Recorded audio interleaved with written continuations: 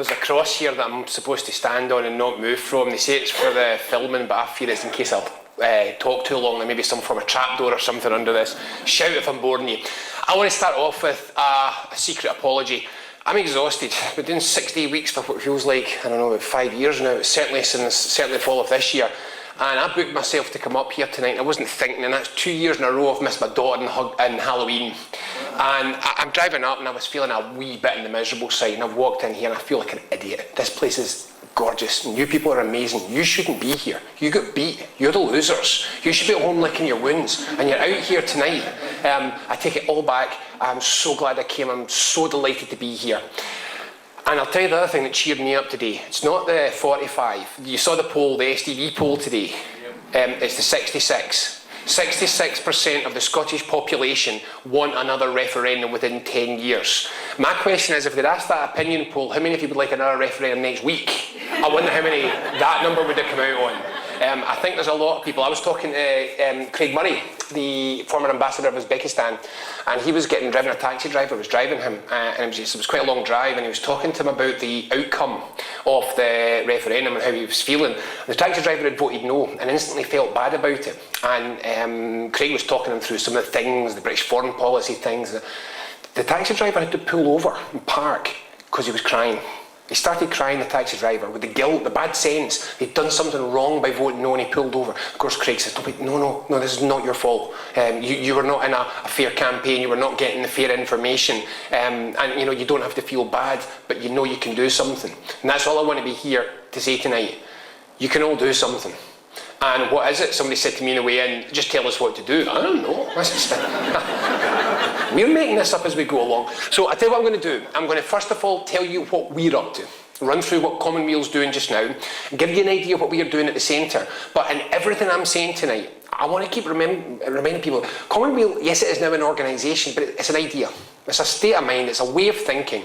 And what we've said all the way through this is, it's about a politics like this, like people getting engaged and doing stuff for themselves, not waiting for a centre to tell them what to do, not waiting for someone above to tell them what to do. To start to create a politics which is about what they want from their community, their company, the business that you work in, the street that you live in, the city you live in, whatever it is, whatever the place that you live, whatever the place that you spend the time, the desire to make that a better place for you and for others. That's what Common Weal is. The idea of wealth shared in common and for the well-being of all. That's all that it means. And if that's what you want, just get on with it. So let me tell you what we are getting on with. The first thing to say is, I am delighted. We kicked off our fundraising campaign just over 4 weeks ago, and we're halfway there to our initial target. Now what that means is we are now employing full-time 13 people. That makes us half as big again as the CBI, which is nice. So we've got an actual staff. Now I should say I'm not wanting to put anyone off the fundraising because we're all on either half or three-quarter salary at the moment, but that doesn't matter, we're getting there. And we really do have the capacity to do a lot of stuff. So let me run through the staff and tell you what they're doing, and you'll get an idea of what we are trying to achieve. So okay, I'm director, which means that I just set up PEYE registration, VAT registration, and do contracts. I used to do policy work, but not anymore apparently. And that's because we've got a policy unit. So the Common Weal policy unit has its own director who's called Susan Evans, she's great, and Miriam Brett, who many of you will know from the campaign from Generation Yes, is the other person who works in the policy unit. They are assembling an advisory group, a board, to help them, leading academics and practitioners in policy from all over Scotland. They're putting that together now, and there are probably two and a half major targets that we're getting on with straight away. The half is to do with the 2015 election.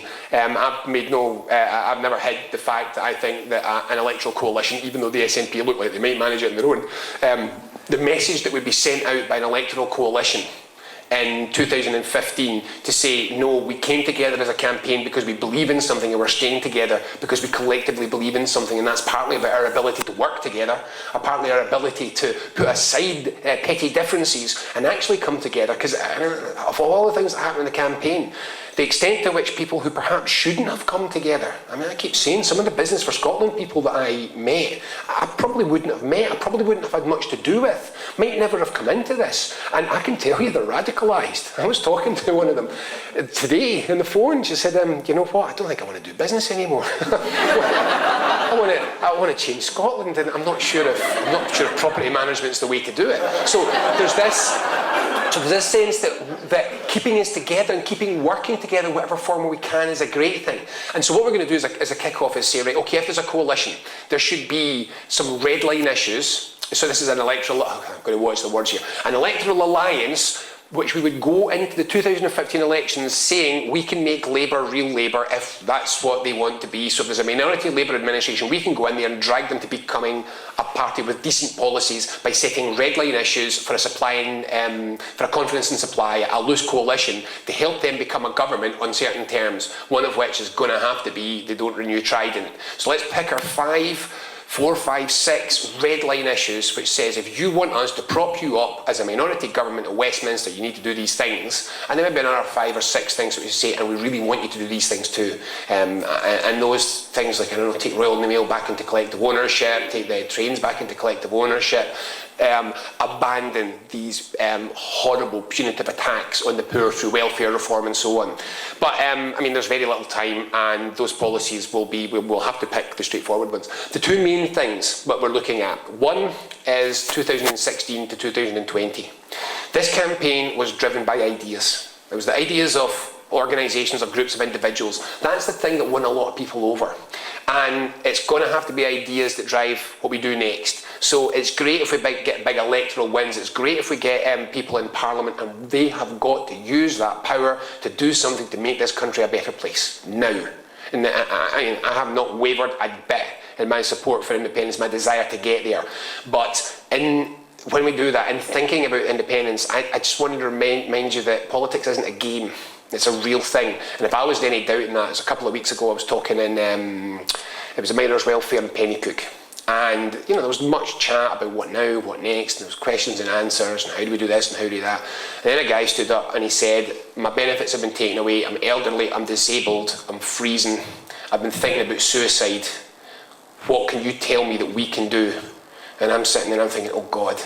And now I'm going to have to say, not as much as we should, because we never won.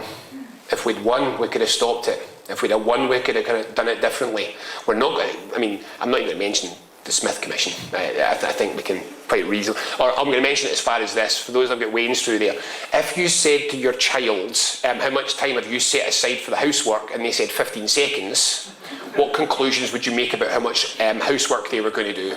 And so a commission on the future of Scotland, and the submission time is 27 seconds, you can draw your own conclusions. I don't think we're going to get anything much out of that. But we've got to do what we can with the powers that we have, and I won't talk about this just now, but if we don't get welfare and we don't get proper welfare support, we're going to have to think really hard about how we use housing, social provision, policy over food, policy over heating, all of these things to help support people who are going to bear the brunt of what happens at Westminster. But we also got to do more than that. We've got to say that the Scottish Parliament has been too cautious, in my opinion. It's been better than Westminster, but not better enough. There was too much of the, let's not rock the boat, we've got a referendum coming up. Okay, that's fine, that was tried, it didn't really work. It's time to rock the boat a little bit. We have got to say that the way Westminster governs is not basically right, but we need to tweak it. It's basically wrong and we need to fix it. And if we can take that approach to what we're doing in the next 4 years, and we can show people in Scotland that with the will you can do things differently. With the will, you can change things, and you don't just have to manage decline, manage other people's pain. If we can do that, then the next time we stand and look at them in a referendum situation, we will be able to say, do you see what we could have if only we got those other powers, if only we got out? So we have to create that agenda. And we're going to be ambitious. So it gets a bit tricky, and this is why I wasn't going to talk extensively about the policy, because to be honest, we're going to have to look at this in some detail. We've got a lot of fabulous policy work, but now we're going to have to work out how to reformulate it for the powers that we've got. And I'll give you just one example. With an excellent paper, it was nearly ready on banking. And what we were proposing is every local authority should set up its own bank, a mutual bank, which does nothing more than look after your money, give you a mortgage and a loan if you need it, and stops pestering you, leaves you alone the rest of the year. It doesn't crash the economy, it doesn't speculate, it doesn't close down small businesses to grab their assets, just a half-decent banking system like they've got in Germany. So that's exactly the German model, it's exactly the Japanese model. I think we can still do that. I think that policy can still stand. The local authorities have got more leeway than the Scottish Parliament. We can still have major banking reform in Scotland from where we are. I think we can almost certainly bluff a national investment bank, which is one of the most important things that we can do, to invest in our infrastructure, give us the capacity to invest in our infrastructure, to invest in our businesses, to invest in our communities. I think we can still do it. I think the Scottish Parliament would not be allowed to own it, but I think we could set up a mutual national investment bank and the Scottish Parliament could capitalise it, and we could have a massive... Oh God, the Grim Reaper's coming for me. I've only been talking for 5 minutes already. So no, I think we can do these things. The question is how much of this and how adventurous, how much can we do and how do we do it? So the policy unit is kicking off right away, immediately, with 8 themes on policies and how we assemble these and how we get these together. I want the bones of this to be ready for spring conference time, because I want the Green Party and the SNP to have options at their conferences talk about the future of policy. And I want sometime in the summer, well before the autumn conference season, I want a really strong final set of proposals ready. Now that's another fast timetable, never do anything slowly in Common Weal, but that's another fast timetable. We're started already and we're really keen to do it. The other thing which I'm keen that Common Weal's involved in, but not just on its own, is to work on the prospectus for the independence that personally I think we should have had. Now, there were lots of arguments over the currency position of various things. What I think we can now say with some certainty is that it would be a bit mad to go into another referendum campaign calling for a currency union, knowing what they are going to do. Whether it was the right fiscal policy, I don't think it was, but whether it was the right monetary policy for Scotland, we have got to be ready for the next referendum in such a way that we've got a prospectus on the table where we say, this is what we're doing and we're not asking your permission. This is what we're doing as an independent country, and we don't need you to say, OK, you can have the pound, and we don't need you to say, OK, you can share the DVLA. This is a real proper proposal that enables us to set up an independent country with all of the work done. And I mean all of the work. Let's just find out those 20,000 treaties that they kept talking about, and let's just say, right, here's what we're going to do. Just go through it and put it down. Now, if we work on that now, and we have that ready, to my mind, a target of 2017. And we can put out, like the Constitutional Convention did in the mid-90s, a detailed plan that anyone can look at and understand for real independence. We can kick off an independence campaign in 2017. We can just get on and do it. We can say, this is the proposal, this is an idea. We want the people of Scotland to understand what we really can do, a real way out. And in my opinion, if we start running that by 2017, we can go into the 2020 election on a fast referendum policy, which would mean that we have a May election, a September referendum, and basically we can get out by Christmas 2020. And that's the plan.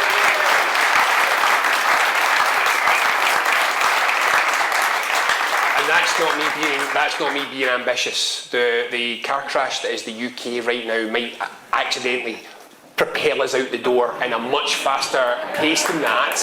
But if it's in our hands, if we have got to plan and we have got to say this is the timescales and the methodology for moving forward, I think we need to start targeting 2020 as our exit. And I think we need to think now what is everything that we have to do to get out.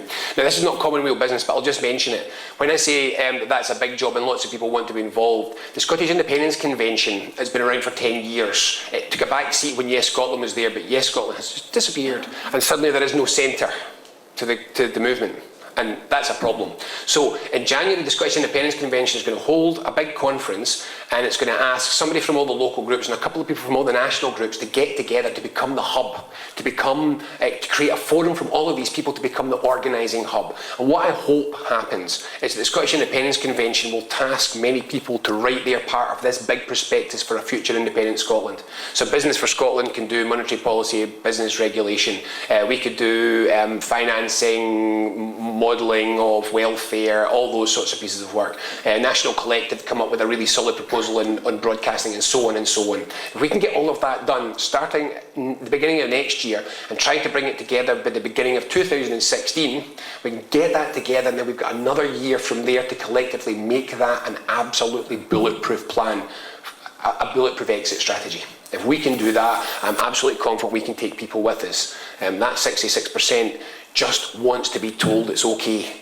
And remember, that's what Gordon Brown did. Gordon Brown took 5% of them and said it's okay to vote no, you're not a bastard if you vote no, because we're going to give you all these new powers, which is sort of as good. I don't think anybody really believed it, but it probably gave enough people the permission to vote no. Because I'm not a bad person if I don't vote no because Gordon Brown gave me a vow.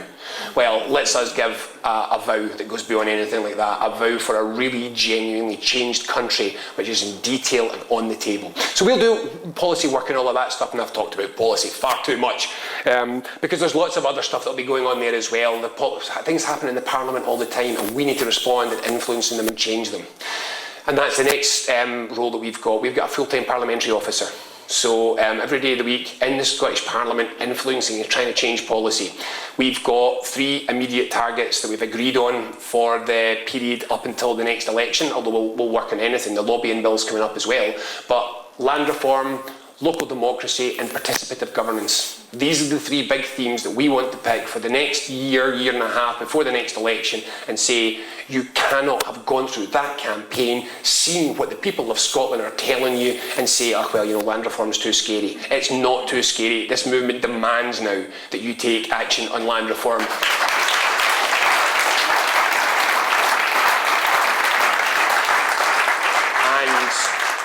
Not least because all those bastard fields apparently were voting no.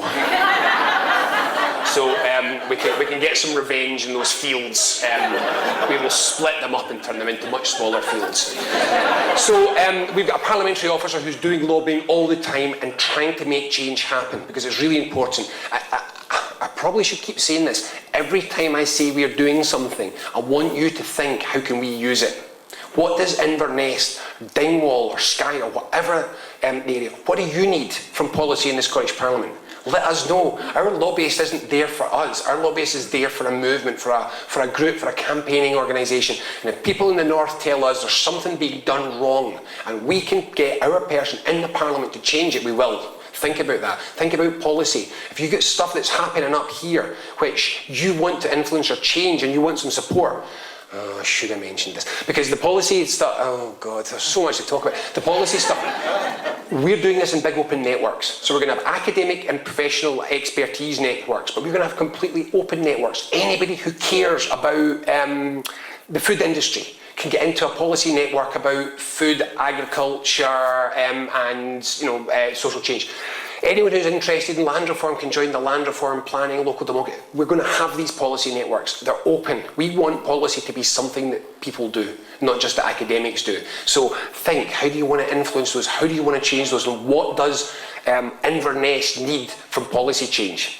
Okay, now we've got our common people. Well, we don't know what to call this. We're thinking about common people and commoners. It sort of depends how much you like pulp, apparently, which programme we call this. But this is the local groups. And I'm just going to put my hand up and say, we're not ready. We're not ready. You caught us in the hop.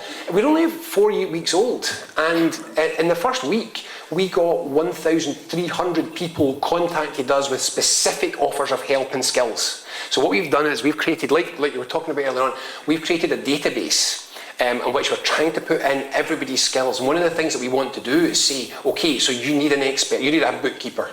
We're trying to get everyone's postcode. It's really important because we want to make this local. You need a bookkeeper in the north, in Inverness area. We'll go through the database, we'll find out if somebody volunteered. If we've got somebody, do the same. Just get databases of skills. We'll keep doing this so we can put people in touch. I mean, we were talking at the Green Party conference and somebody said, oh, I could do with somebody who's got some accounting skills. And somebody says, well, I've got accounting skills. Ta-da! It's like multicoloured swap shop for the older among you. It's about taking people who want to change things and taking people who want change to happen and looking for the skills and getting them together. And about whatever the hell it is else that you want. So we were just, I mean, literally, we just had dozens of people contacting and saying, I want to start a local Common Weal group, when can you come and talk to us? And we go, oh, about what? What are we going to talk to them about? We don't know what we're going to do. So we're racing to catch up with you, and we want to hear what you want to do. We're doing this national tour, so I think this is probably the Highlands, isn't it? So we're going to do one public meeting in every local authority area in Scotland, invite people along and just say, right, this is what we're doing, what do you want? So I want to hear what people want to do. And if it's not tonight, because I know we're a wee bit tighter for time, we're all in the email, and we're on the social media, just you fire stuff into us. The person who's doing the Commoners, Common People programme is called Kerry. You can email everybody in Common Weal at name@common.scot. So you want to know what we're doing, or you want to make a suggestion, just email us and tell us. I'm Robin at common.scot. Policy unit's either Susan or Miriam, and Ash Denham-Regan is our parliamentary officer, so you can email her. Next, my colleague Phil, he's doing the Commons. Now that's this idea of cafes, of spaces, of places to be. Now I've got to say, I did get a couple of days off after the referendum, and went with we went over for a cheap break in Italy, and I spent my whole time trying not to think about anything to do with politics or Common Weal except cafes. Great place to think about cafes. And so I had completely designed a whole string of cafes in my head, just because I've always wanted to run cafes. And then I get in here and I think, no, this is what I want them all to look like. I've changed my mind. I want them to look, every one of them to look like this, with a big roaring log fire in it somewhere. But whatever it is, what we are doing again is being driven by what people want to do. We're going to build one. We've already got architects doing designs. We're looking at a couple of venues in city centre Glasgow, because we need office space. We need somewhere to be, and we thought, hell, if we're going to have office space and we've got all these people who want to get involved, why not just bring it together and have a centre in Glasgow? And that's how this idea of cafe bars of spaces came about. But it's not only how they came about. I'm a massive believer in the idea of accidental meeting. Great when you have organised meeting, but accidental meeting is such a useful thing. Those people in Business for Scotland I probably wouldn't have met if it hadn't been for the accident of this campaign. If you look at the history of real social change, nothing is more important than these accidental meetings. The Paris salons, the Scottish Enlightenment. And that's where the Scottish Enlightenment came from. The Scottish Enlightenment largely happened because they put a wall around the city of Edinburgh. They kept building it higher and higher, so nobody had kitchens, which meant that everybody ate out. There were dining clubs, largely, but when I say everybody, the main, but there were lots and lots of gentlemen's dining clubs, and that's where people went. And when you think that in a gentleman's dining club in Edinburgh, you could see, literally sitting around the table was the person who invented modern medicine, with the person who discovered the concept of geology, with the person who made the steam engine work, with the person that invented the theory of rational philosophical thought, with the person who invented economics, and so on and so on. And it was this intermingling of different ideas from people who might not otherwise have met that made it so strong. And it's what made this campaign so strong. It's when I go to these groups again and again, and I walk in and I think, right, one of you is a socialist, and one of you is a green, and one of you is a nat, and a couple of you are none of the above things, and I don't know who. I can't tell, because you've all come together and you're working together in ways that transcend these little silos. We want to create that and keep that going. So what we basically said was, anyone that wants to, we've got our fabulous design team, Tangent, they're a great Glasgow design company who do all of this stuff for us for nothing, and they've come up with the visuals, with the ideas, and we're saying, right, anywhere anyone wants to open a space for discussion, conversation, meeting, coffees, fun, music, whatever it is, but where people who care about changing society want to come together, we'll support you in whatever way we can. Yeah, again, we said that before we worked out what it meant, but we're now working with our first launches in Edinburgh on the 18th of November. Now, to give you an idea of what we mean by this, in Edinburgh, it's a cafe which is open 4 days a week. During the day and not in the evenings, and the other 3 days and in the evenings they're going to turn into a common, so it's just ready to go, and they're going to program events, do things in there. I know another place which has got quite a sizable, their former Yes Hub, they've got a sizable Yes Hub and they want to keep it going, and they're planning to do a bespoke cafe where there wasn't one before. I know somewhere else where they had a Yes bus and they want to turn it into a common bus so they can drive around places and do it there. So this is about what people want to do. It could be fully pop-up. So the people in Shetland, I didn't realise there was so short accommodation in Shetland. Apparently it's very difficult to get accommodation. So in Shetland, they're working on a straight pop-up model where once a week, once a month, somewhere they build a pop-up commons. So this idea of a space for people to come together is another one that we're going to facilitate the best that we can. There's a group, and I've just forgotten their names, which is really bad, but it's a group of musicians, promoters and others who are doing, in effect, they want to raise money from gigs for good causes, and what they've said is massively generously, out the blue, we'd like to give you the first £20,000 we raised towards supporting Commons. So hopefully we've got some money we can help with signage and equipment and training and whatever people need to create these. So that's phil@common.scot. And then, I'm not going to mention Lynn, which is a terrible shame, but she's admin. You're probably not going to email her unless you need to invoice her for something. But the rest of the team are based in Common Space. Now, Common Space is another big initiative. We're hoping that we can get this out in 5 weeks, but everyone's, again, doing it either for nothing or incredibly reasonable rates. Common Space is going to be a big national organising platform online. Don't know about the rest of you, but some of my overseas relatives are kind of saying, Robin, we love you very much, but could you stop posting us infographics about the Scottish currency? Facebook has been a fabulous organising tool for us, but my partner's Mexican and her Mexican friends say, this is all very interesting, but see, we're going to start blocking you, sister. So I think we need to create places where we can work together. So Common Space is going to be that. It's going to be a powerful social media hub. Now, there's two parts of it. There's many parts of Common Space, and I'll just talk about a few of them just now, but two of the key ones is, well, first of all, there's your space, and it's straightforward. You come on, you can follow who you want, post what you want, get information from them. You can, train, learn the material that comes on that site, all the usual things you can do with a social media site. But at its heart, it's another these are all called channels, by the way, the terminology. There's another channel which is called Organise, and this is the crucial one for us, because we want to get lots of organisations on there, so the CNDs and all the big campaigning organisations, and you can follow them. So you can find out what they're doing, you can go and look, you can see regularly posting, but above all, you can self-organise. So you can do what we're calling, I think, a shout-out. So you can do a shout-out that says, who wants to save some kind of owl in some kind of woods somewhere? And if another 100 people care enough to do that, they can get together and form a group and organise and support and gather more interest and inform people about it, whatever it is. Any campaign of any sort that enough people care about, they can build it and they can organise it in this platform, they can share it. And again, I kind of keep saying this, these organisations, they need policy support and we can help, we're there. If they need lobbying, we're there. We've got a graphic designer in the team as well. If it's just something as simple as we want to make good looking leaflets and we don't have anyone that can help, we're there. That's what this is for. It's a resource to try and help people with these things. So there's a social media element of Common Space, but there's another element of it, and it's to do with our dreadful, awful, shocking, oh my God, I can't even look at it in the morning media. So it's got to a sorry state of affairs when I've spent my career working with the media. I was a journalist, and I've spent most of the last 20 years working closely with the press. And I know I've got good working relationships with or I've had them, with the Daily Mail, the Express and others, because that's what you've got to do. And I used to find myself grinding my teeth and throwing next mail across the table at work because there was another immigrant bashing something in the front, but you kind of got on with it. It's a sorry state of affairs when I'm waking up in the morning, I'm grinding my teeth and throwing the Herald across the table in the morning because it's running. I mean, what has to happen to Scottish Labour before the word crisis and Labour will appear in the same sentence in the Herald? I mean, today, I'm just going to say, today in the Herald, they got a poll which says they're going to be absolutely wiped out and their deputy leader just resigned on top of, and it's now a party that's got more factions than you can count, and the lead story was Jim Murphy says, we're going to win. That was the headline. And I counted the paragraphs before there was a negative comment. Any hint that Labour wasn't living in a blissful nirvana. It was 8 paragraphs down before it said, there was an opinion poll which was a bit grim, and then, but however.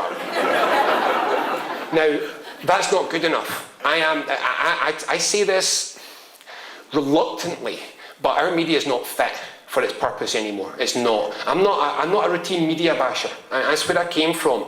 And I still say we weren't as clever as we should have been in this campaign in giving stuff to the media, in putting an agenda to them. We didn't do it well enough. But that's not even nearly an excuse for how they're operating now. I never thought I'd say this, but I can't bring myself to buy a newspaper because I can't bring myself to give them the money. So, in that spirit, we're going to start one. So in about 5 weeks' time,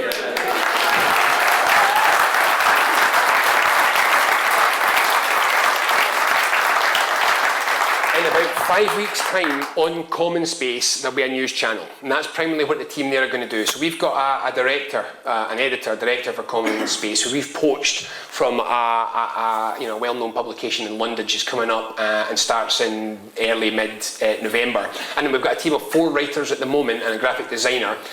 Every day they're going to, they will just start doing things like some basic news aggregation. I'm just saying the Herald's reporting, the Scotsman's reporting. So you don't have to buy the papers and you still know what's going on. But they're also going to report the stuff they're not reporting. And in particular, what I would call movement news. 1,000 people, 1,000 women met in Perth. That's not, a headline's not enough. That's a big deal. It should be reported, it should be covered, people should know what's going on. Because former discredited Prime Minister makes vague promise in miners' welfare in East Lothian, covered the front page of the Record for 3 days. So what is it that makes Gordon Brown so massively more important than 1,000 women meeting in Perth, and what kind of a news values makes it that way around? But also other things. I'm really keen to see this news that challenges some of the shite that appears in the other newspapers. So I wake up in the morning and there's a Herald headline that says, don't give abortion laws to Scotland because they're all backwards hicks. More or less, it literally said in the thing, attitudes to reproductive rights in Scotland are a lot more conservative. No, they're not. That was the 60s. I'm a sociologist, that was my first background. All that stuff changed ages ago. Scotland's more socially progressive in a lot of these issues on average now than England is. We were way easier going on things like gay marriage and all these equality rights things. And the fact that the Herald seems to hate Scotland so much that it'll just run a thing that says, you're all backward, we can't give you control over your own reproductive rights because you'll just make an arse off it. It really annoys me. So what we want to do is also challenge the sorts of things that are happening in the national media and say, day 2, leading academic condemns claim that Scotland's anti-abortion. It's not true. So we want to try and kind of do all of this stuff on Common Space. And we're going to do more. We're not, and I really want to say this, we're desperately trying not to appear Napoleonic. We're doing a lot, but we're trying to do what others aren't. So we're not going to do a specific commentary site, because we've got fabulous commentary sites. Bella Caledonia was a godsend in that campaign. It was where half of the world's decent thinking appeared to be taking place. We don't want to, Mike's on the board, but we don't want to, we're not here to compete when it's being done well. So what we'll do is we're going to have a commentary channel, but we're just going to link to the good work that's already there and send you off from that site from our site to the places where it's being done. I will just return briefly to policy before I sort of wrap up, because I have a feeling this trapdoor may open soon. We're going to have, just below it, a policy channel. And this is, for me, strangely important. Because the idea that when you get up, and the way this will work, if you imagine you've got an iPad, is each one's going to be a line of posts, and you can slide them like a carousel through the day's news or whatever, and you can go down. And it's this idea that you can go, right, here's what's happening in the news, and here's a couple of commentary pieces, and which policy papers were published today, and what are people saying about them? Now that idea, that someone might just check over breakfast what really good thinking has come out from academia, from a policy group, from a campaign group. If we did that, if people were getting involved like that, that would be an enormous step that we've taken, where ordinary people are taking an interest in big ideas, daily, regularly. And what we want to do, and again, the policy unit is working on this, what we want to do is be able to post on there things that say, okay, so what do you think? The guy last night says, he's considering suicide because the social security situation in this country has got so bad. What can we do? Is it charity? Is there something we can do through politics? What ideas have we not thought of that you have? And if we could get that kind of real engagement in policy and ideas, I think it would be an amazing thing. We're doing a number of other things. In fact, we're doing bucket loads of other things. But I really do need to stop at some point or I'll be here all night. So I just want to wrap up with a couple of things about the big ideas, the big strategies, the what's, and what it means for you. So I kind of assumed that people have got a rough idea about what Common Weal means. It's a bit late for me to start now if we don't. But this idea of reformulating a policy which is about mutualism, about people working together for collective benefit rather than fighting each other for personal benefit. I want to keep coming back over and over again to one simple fact. This is how people say they want to live. This is the kind of society people say they want to live in. I mean, what happens in a country where 70 and 80% of people say they want Royal Mail back in collective ownership and the trains back in collective ownership, and they have no option and they have no choice? What happens? The idea of decentralisation, the idea of giving people control over their own lives. What in the hell is going on in this country? We have local authorities which aren't local and aren't democratic in any meaningful sense. I mean, I am absolutely sick of it. I live in a small town, and I mean, they just knocked our primary school down. We had a campaign against it, but we didn't know they were knocking it down until a couple of months before they knocked it down. They told us we could appeal, and then we all put the appeals in, and they pushed it through on a public holiday without informing anyone who'd appealed, just because they didn't want to get in the way of a contract they'd already signed with a big developer. What in the hell is this? Who are you people? I don't know who the hell you are. You live in a town 40 miles from where I live. I don't even know if you've been, because if you've been, you wouldn't be doing the things you're doing. It's mad. What is this about? How the hell did we end up? We don't have local democracy, but we have regional territorial administrative units, which is what our local authorities are. They have some councillors for decoration, but I mean, the truth is that most of our local authorities make most of the decisions at officer level and inform the councillors about what's going to happen. How did this happen? How did we become the most centralised country in the world? If anyone ever asks you that question, the correct answer is Michael Forsyth. But why do we let it happen? Why do we allow it, and why aren't we angrier about it? Why are we not changing it? Land reform. How the hell are we still feudal in this day and age? I mean, they can say they abolished feudalism, but it certainly doesn't look like it to me. And how can we have a country with cold, people living in cold, and we've got all this land, and we've got this biomass technologies, and you're looking and saying, it doesn't take a genius to put these things together. We've got land to grow the thing that we can burn, and the technologies which keep the people warm. And what are we doing with the land? Trading it. Trading bare, empty, dead, desert land for profit. And when I say we, I obviously don't mean we. This isn't good enough. This can't be like this anymore. We've got to start to change these things. And what is so beautiful about all of this is you. Because, I mean, really, you came out in a pissy way at night like this, when you could all be home, licking your wounds over defeat, but you don't want to. And I do this a lot. I mean, I'm absolutely startled by the last 5 weeks. I thought it was over. You know, I thought the role of Common Weal was to try and drag people out and say, don't give up, don't give up. And my God, that's not what I'm doing at all. What I'm doing is, I'll try and come, but I've got 3 meetings on that night. It's the buzz and the liveliness of all of this is absolutely amazing. So, I was asked to say, what do I want from you? Well, I'm going to put it in 2 simple ways. There are things that we can do which is simply amazing by linking a centre to localism. Local people. I'm going to give you one example which I'm very excited about, which just reveals what a geek I am. But if we have people locally who are willing to be active, we're already working with an app developer on the capacity to create a piece of polling software. Now that would be on an iPad or a phone or something like that. If we had 100 groups and each one of them committed to knocking 10 or 20 doors, we can do an opinion poll the size of any British polling agency opinion poll on anything we want, anytime we want, all the time. If we have 100 groups and each of them do 50, we're going to start having super polls. If we do that every couple of weeks, every couple of months, we will have in Scotland, on our side, the single most impressive and complete source of data on what people think in their communities, in their towns, anywhere in the entire world. If I was a political opponent, I'd be wetting myself. I'd be petrified.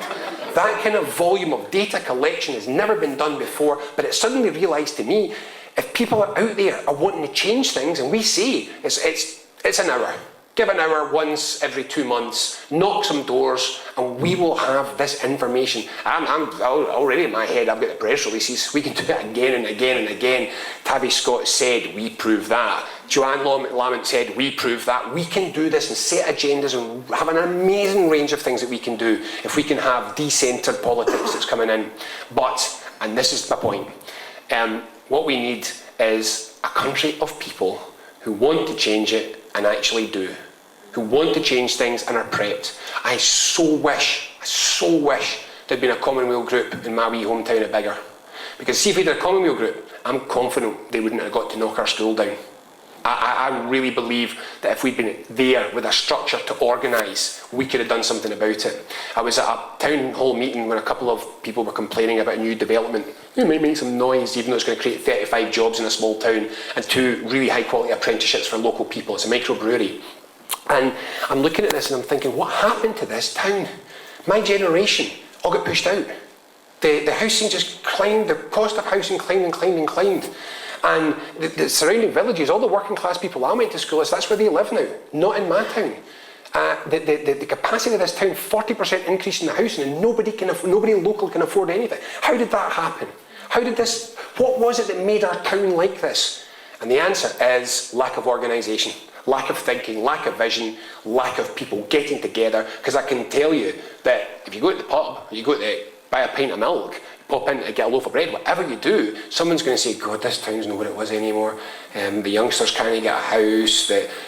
Good, so get up and do something about it. So, what do I want from all of you? Whatever you want for yourselves. And I mean that as sincerely as I possibly can. If you want to change your community, that's what I want. If we can help, that's what we'll do. If it's training, but we'll source it, we'll find it, we'll do what we can. If you think you need training, if you think you need resources, we'll get that database and we'll see if there's the people that have got the skills that you need in the place that you are. If it's nothing, if you just need to stay the hell out of the road and you've got it, brilliant, that's better still. Get a sleep sometime. And then you can go on and do whatever it is that you want yourself.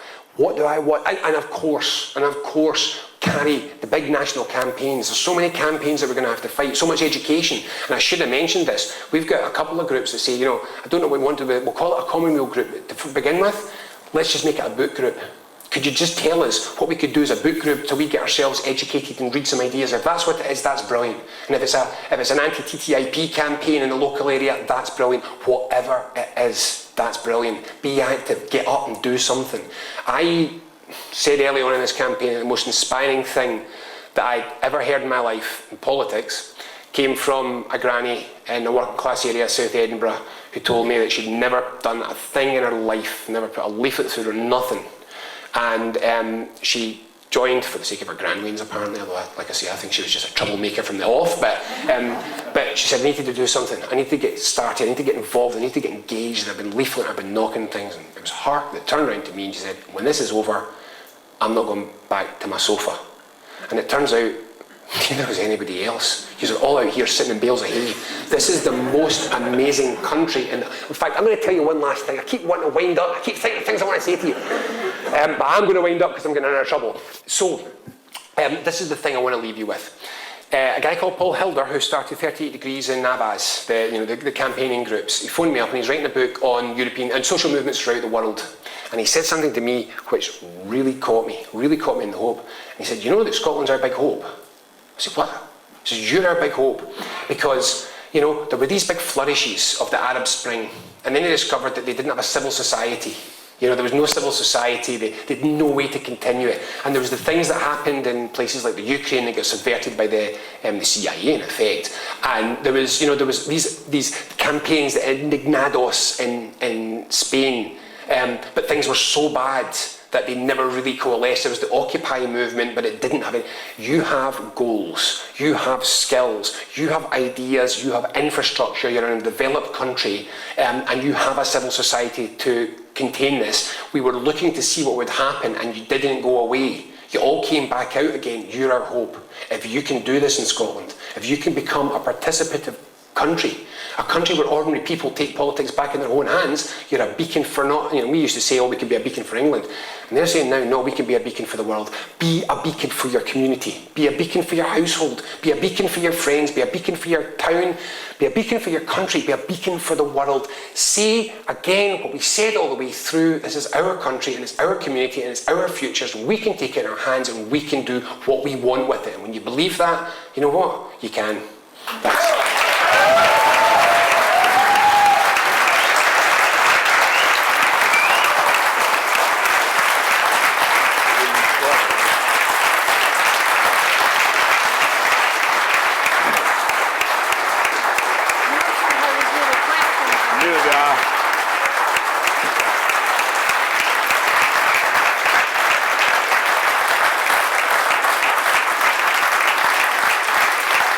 You're just cutting out your own question time now.